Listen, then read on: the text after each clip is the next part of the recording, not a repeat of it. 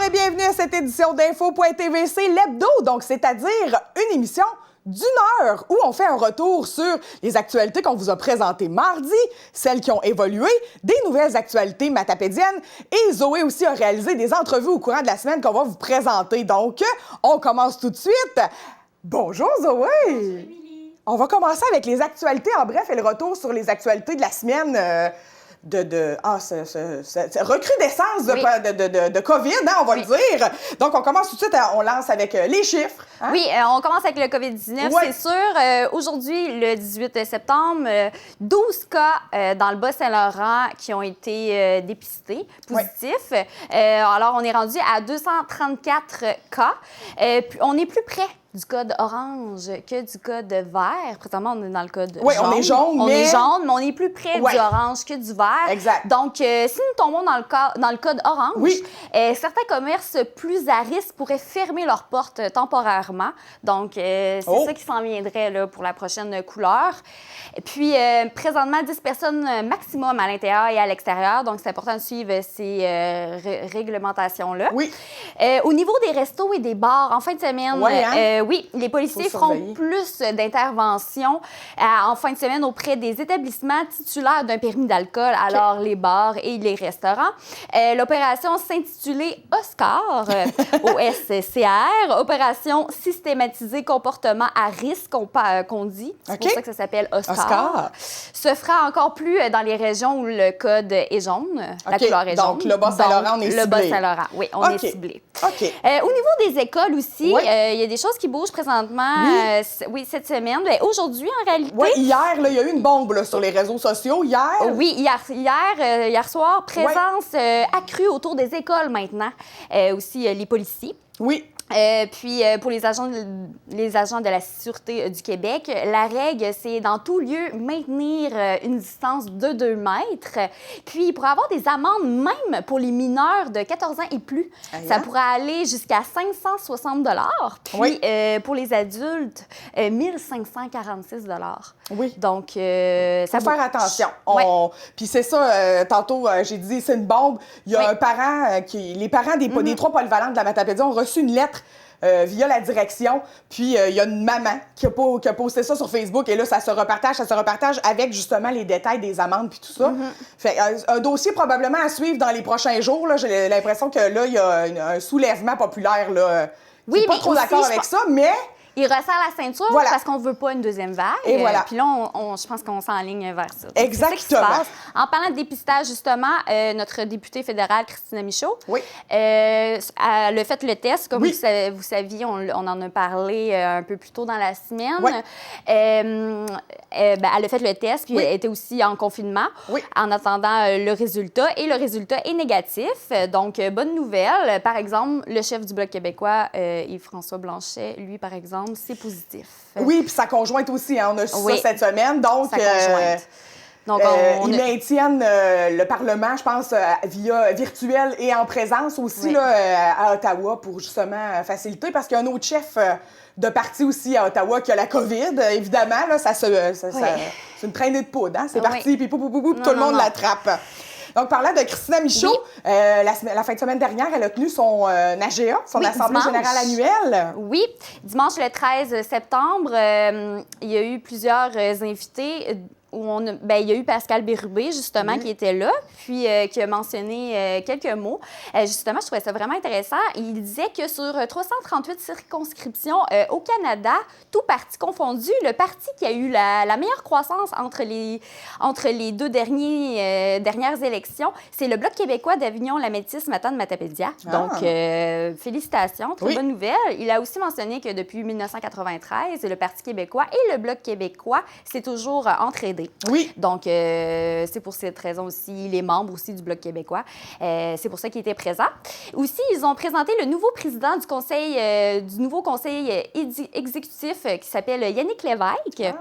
Puis, Christina a parlé des futurs défis pour le Bloc, donc se concentrer sur le post-COVID-19, installer des mesures pour combattre le changement climatique, prendre soin des aînés et des producteurs agricoles et mettre encore l'achat local de l'avant. On a commencé avec le COVID-19 depuis la pandémie, puis de maintenir cette belle initiative, ça serait très bien.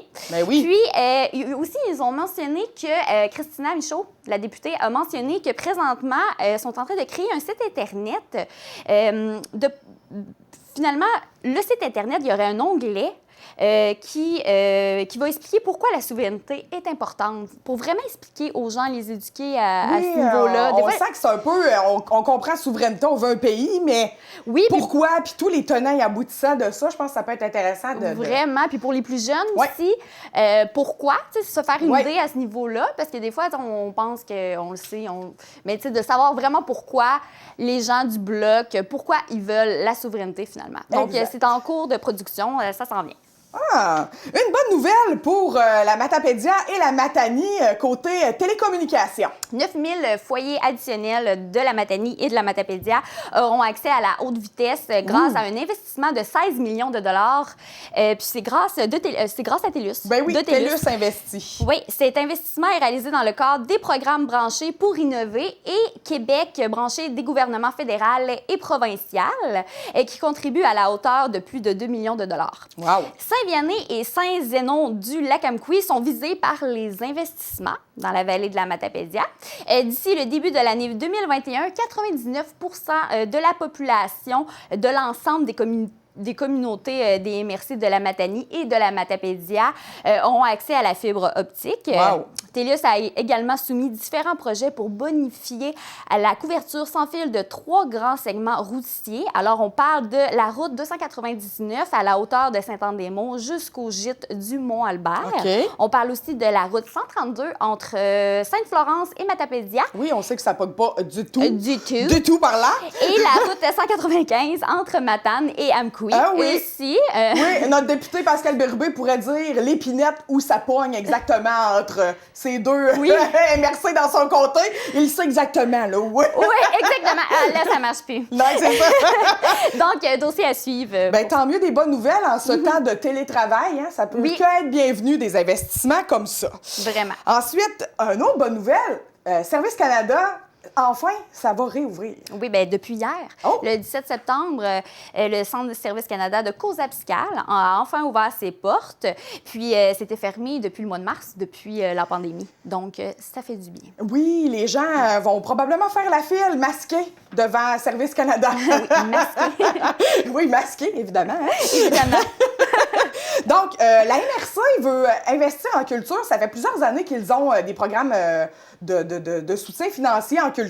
Puis là, ils lancent ça. Ils lancent la MRC de la Matapédia est heureuse de lancer un ultime appel de projet pour le Fonds de soutien aux initiatives culturelles et patrimoniales et pour le Fonds d'action pour les bibliothèques matapédiennes. Okay. Donc, ces deux mesures sont issues de l'entente de développement culturel 2018-2020. Les projets pourront être déposés jusqu'au 19 octobre prochain. 2 dates de tombée de projets en avril et juin ont par ailleurs été repoussées en raison de la pandémie. Oui. Il s'agit de la dernière date de dépôt. Donc, les formulaires sont disponibles sur le site Internet de la MRC que vous voyez à l'écran ou par l'entremise du conseiller en développement culturel de la MRC. Oui, qui est Pascal Saint-Amand, qu'on rencontre quand même assez souvent, que vous voyez sur nos écrans ici. Puis, c'est intéressant pour développer des nouveaux projets dans les bibliothèques municipales. C'est pas assez utilisé, ça. Allez, soyez créatifs, les équipes de bénévoles, puis allez chercher des beaux sous. Il y a des sous qui attendent que vos bonnes idées à la MRC. Ensuite, la MRC lance le concours bénévole de l'année, un peu similaire à la fête des moissons. Oui. Bien, les Matapédiennes et les Matapédiens sont invités à déterminer la ou le bénévole de l'année de leur municipalité. Oui. La personne doit avoir au moins 18 ans et réside dans sa municipalité. Les chargés de projet, les regroupements de bénévoles et les personnes salariées ne sont pas admissibles. Oui. Les personnes intéressées à déposer une candidature doivent remplir un court formulaire disponible dans leur municipalité. Okay. La date limite pour déposer une candidature est le vendredi 16 octobre prochain. Habituellement, les bénévoles, comme tu as dit un petit peu plus tôt, les bénévoles de l'année est souligné. Le bénévole de l'année, les bénévoles, il y en a plusieurs. Il y en a 18 municipalités. Sont soulignés dans le cadre de la fête des moissons. Mais là, à cause de la pandémie, ça va se faire virtuellement. Donc, il va y avoir une capsule qui sera diffusée sur les médias sociaux et une publication dans le journal L'Enfant-Poste. Oui, puis depuis quelques années, ils ont ajouté un volet à ça qui est le bénévole jeunesse aussi. Fait que pour les moins de 18 ans, si vous avez des jeunes qui s'impliquent activement dans votre municipalité ou dans vos organisations, ça peut être intéressant de les faire briller aussi. C'est rare que les jeunes s'impliquent puis des tapes dans le dos. Ça fait du bien, surtout quand on est jeune, ça nous incite à s'impliquer davantage. Ensuite, c'est le temps des récoltes. Hein? On voit les arbres fruitiers sont pleins et Cosmos Bas-Saint-Laurent nous offre une belle opportunité. Oui, Cosmos Bas-Saint-Laurent vous invite à partager une partie de votre récolte avec la communauté si vous le désirez en aidant un organisme communautaire d'aide alimentaire, bien sûr. Dans la vallée de la Matapédia, c'est Moisson Vallée qui récolte les dons. Oui. Donc, vous avez juste à rentrer en contact avec eux avec le numéro de téléphone juste en bas de l'écran. Oui, parce qu'on le sait, hein, au début de l'été, là, on était tous en confinement, puis on a eu un gros appel de retour à la terre. Fait que là, on s'est ambitionné, puis on s'est fait un potager 4 fois plus gros que d'habitude.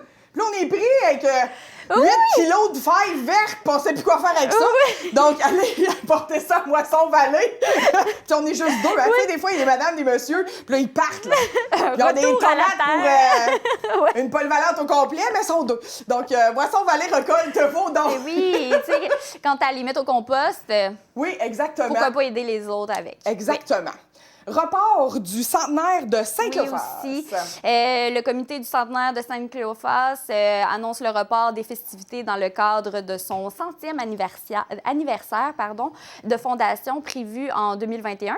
Vu les circonstances des derniers mois, ils ont décidé que les festivités auront lieu en 2022. Donc, préparez votre été 2022. Votre calendrier sera chargé. Bien rappelé. Oui. Donc, aussi, une annulation d'événements du côté du Salon des mots de Sébec. Oui, les prix littéraires du 10e Salon des mots qui n'a pas eu lieu est encore annulé. Oui, parce qu'il avait fait un événement, c'était censé être en mai. Puis là, il avait fait un événement pour donner les prix littéraires. Puis là, bien, dû à la deuxième vague. Ça fait plusieurs mois qu'on sait c'est qui, finalement.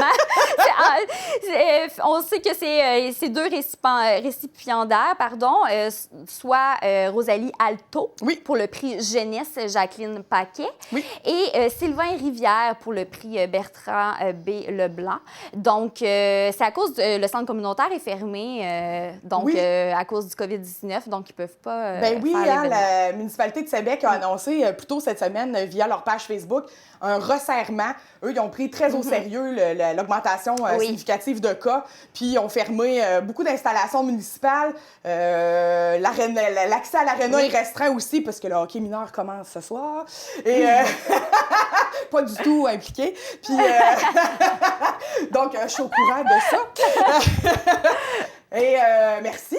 Une autre annulation d'événements dans la Matapédia, ça n'arrête plus d'annuler. Désolée. La MRC de la Matapédia et la SADC de la Matapédia annoncent que l'édition 2020 du Salon des artistes et des artisans de la Matapédia aura aussi pas lieu. Ouais. Donc, l'événement était les 6, 7 et 8 novembre à Amkoui. Oui. On ne sait pas encore quand ça va être reporté. Probablement pas cette année, parce que c'était l'occasion pour les gens d'aller faire leur cadeau de Noël beaucoup. Il y avait une portion marché public, puis il y avait une portion artisanat, bijoux, etc. Je vous encourage à aller, par contre, continuer à encourager les artisans qui étaient là. Ils ont tous des pages Facebook. Vous pouvez aller sur la page Facebook du Salon des artisans, puis retracer les éditions antérieures, regarder. Ils mettaient des liens là, avec les artisans. C'est plus de logistique. Mais c'est juste qu'ils ne sont pas rassemblés, mais il y a toujours moyen si vous voulez acheter du matapédien et du local, c'est encore le temps. Il faut les encourager, nos artisans. Eux aussi ont besoin de notre soutien. Exactement. Et on a des anniversaires dans la Matapédia à souligner. Deux de 40 ans. On commence avec RPF Électrique, qui fête ses 40 ans d'existence. L'entreprise basée à Sébec a été créée par Richard Poirier et ses frères Mario, Gervais et Alain. Oui. Aujourd'hui, RPF Électrique compte jusqu'à 250 employés, situés à peu près un peu partout à travers le Canada et même au Mexique. Oui. Puis, mais le siège social, qui est vraiment positif, est par exemple toujours à Sébec. Tout à fait. Puis je pense que ça va le rester. C'est des Sébécois... pur et dur, les Poiriers, puis ils vont rester là encore longtemps. Bien, joyeux anniversaire! Je veux juste souligner que 1980, il s'en est passé des affaires dans Matapédia. Hein? RPF, le prochain anniversaire, nous, on a 40 ans, la radio a 40 ans. Les gens étaient actifs en dans 1980. Oui. 2 ans plus tard, Émilie Boulay-Chouinard naissait. Bon, OK. Mais bon. Passe à autre chose. Notre sujet. Et le prochain anniversaire. Oui, le CPE, les petits flots. Oui. 40 ans aussi. C'est en 1980 que ça a ouvert. Dû à la pandémie, ils vont souligner cela, par exemple, sous forme de journée spéciale avec les enfants seulement. Mais n'hésitez pas, si vous voulez les envoyer une petite carte de souhait ou peu importe, c'est sûr que ça fait du bien. Oui, ils ont fait une publication sur Facebook.